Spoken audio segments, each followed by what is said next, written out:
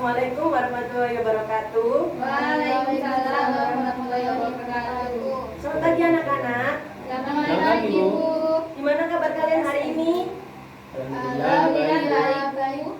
Sehat semua ya berarti? Sehat. Baik, alangkah baiknya sebelum memulai pembelajaran, alangkah baiknya kita berdoa terlebih dahulu. Ketua kelas, para pemimpin doa. Udah mulai.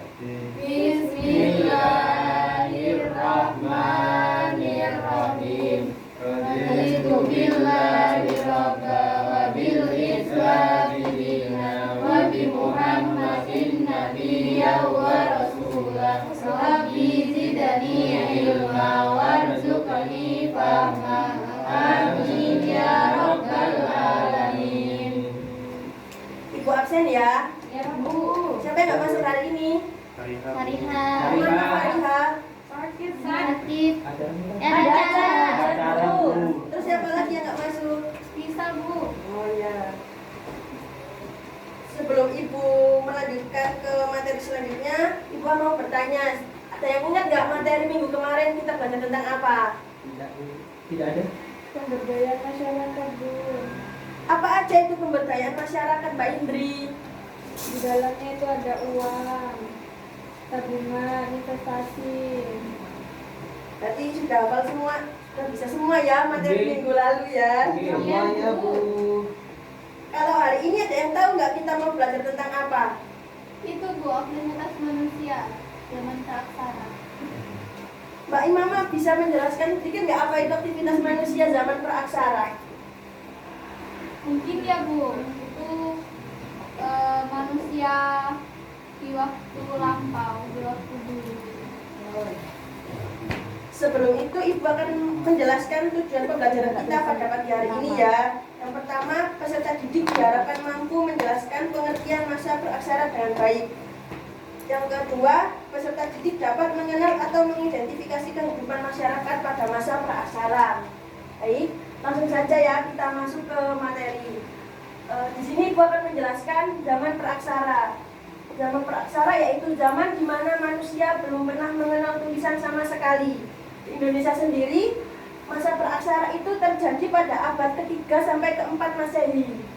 Dan masa praaksara sendiri di Indonesia itu terbagi menjadi 4 masa. Yang pertama ada masa berburu dan mengumpulkan makanan tingkat sederhana.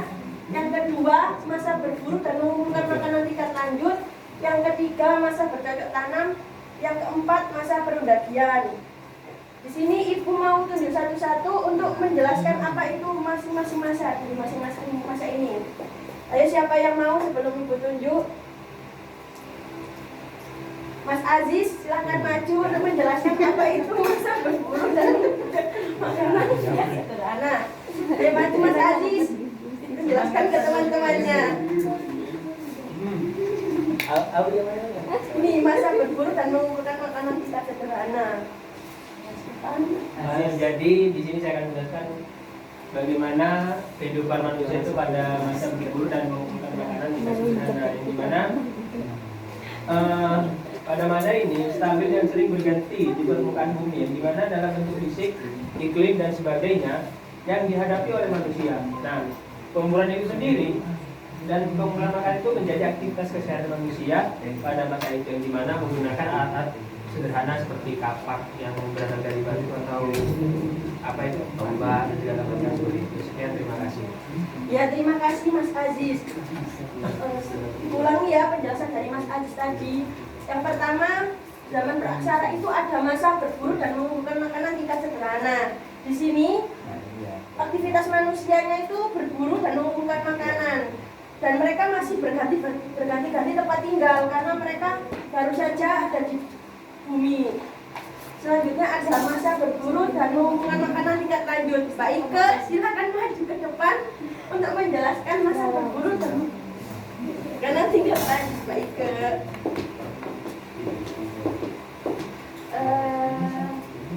Masa berburu dan mengumpulkan makanan tingkat lanjut.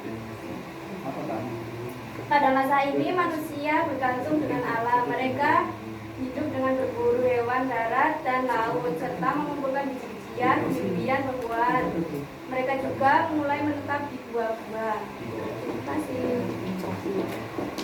Nah, selanjutnya ada masa berburu dan mengumpulkan makanan tingkat lanjut.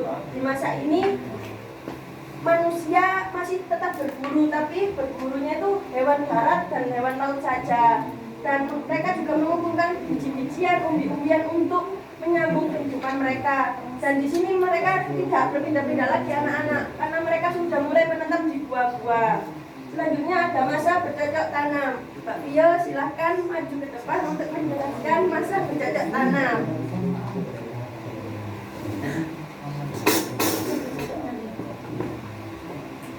Baik, saya akan menjelaskan masa bercocok tanam.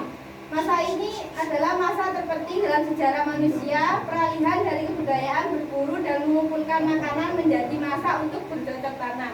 Sudah. Ya, di masa bercocok tanam ini adalah masa terpenting dalam sejarah manusia, karena di masa bercocok tanam ini manusia mengalami peralihan dari kebudayaan berburu menjadi kebudayaan mengumpulkan makanan. Mereka juga sudah mulai mencoba membuka lahan baru. Mereka memanfaatkan hutan dan semak-semak untuk menjadi tempat tinggal mereka dengan cara ditebang dan dibakar. Kemudian di tempat tinggal tersebut mereka juga mulai menanami tumbuhan untuk menyambung kehidupan mereka untuk bisa dimakan. Selanjutnya masa perundagian. Mas Komar, silakan maju ke depan untuk menjelaskan masa perundagian. Masa perundagian. Baik, di sini saya akan menjelaskan terkait masa perundagian. Adalah masa akhir dari masa praksara. Manusia pada masa ini sudah tidak lagi berpindah. Mereka lebih nyaman untuk menetap dan hidup berkelompok. Manusia pada masa ini juga sudah terbiasa untuk mengatur kebutuhan sehari-harinya. Terima kasih. Terima kasih. Yang terakhir ada masa perundagian, atau nama lainnya bahasa Bali perundagian itu masa logam. Seperti namanya, masa perundagian itu masa di mana manusia itu sudah bisa membuat logam. Yang dulunya itu dari batu, sekarang manusia itu sudah bisa membuat logam. Sekaligus masa perundagian ini adalah masa akhir dari masa praksara. Manusia pada masa ini sudah tidak lagi berpindah. Mereka lebih nyaman untuk menetap dan berkelompok. Dan manusia pada masa ini juga sudah mengatur kebutuhan hidupnya sehari-hari dengan cara bertani dan berternak. Pada masa ini juga manusia sudah bisa berlayar. Dan dari perlayaran tersebut manusia bisa menyambung kehidupannya dengan melakukan perdagangan ke daerah lain. Jadi bisa melakukan transaksi sama daerah ini, jadi sudah saling mengenal. Selanjutnya ada yang ditanyakan? Tidak ada. Alhamdulillah, Pak. Baiklah, kalau sudah paham, Ibu akan memberikan kalian tugas, silakan kalian kerjakan. Ibu akan membagi kalian menjadi 3 kelompok. Silakan dikerjakan ya tugasnya. Ya, Bu.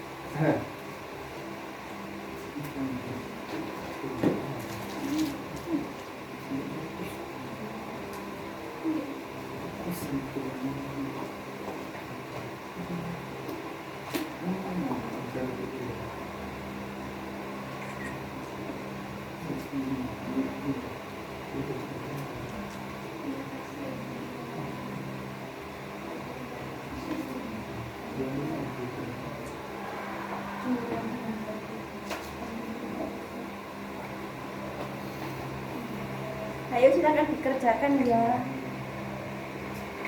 Ini kok main game? Ini kok main game?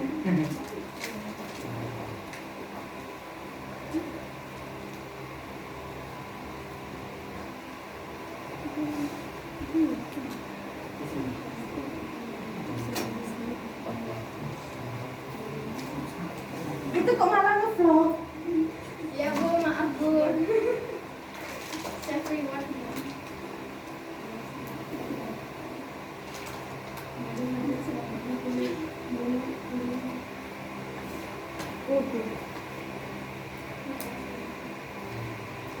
Sudah ya, waktunya habis.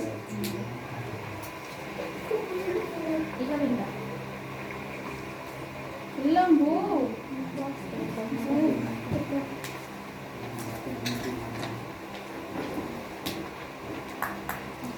Baik, Ibu minta perwakilan kelompok untuk mempresentasikan hasil kerjanya. Mbak Imama, silahkan maju ke depan untuk mempresentasikan hasil kerja kelompoknya ya.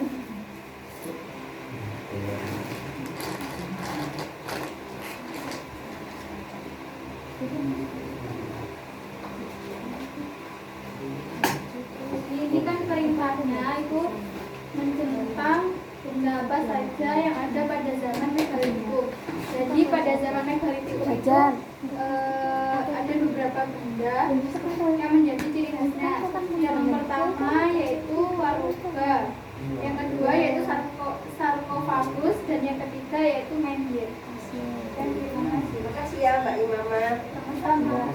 Baik, sebelum kita mengakhiri pembelajaran pada hari ini, apakah ada yang mau menyimpulkan materi kita pada pagi hari ini?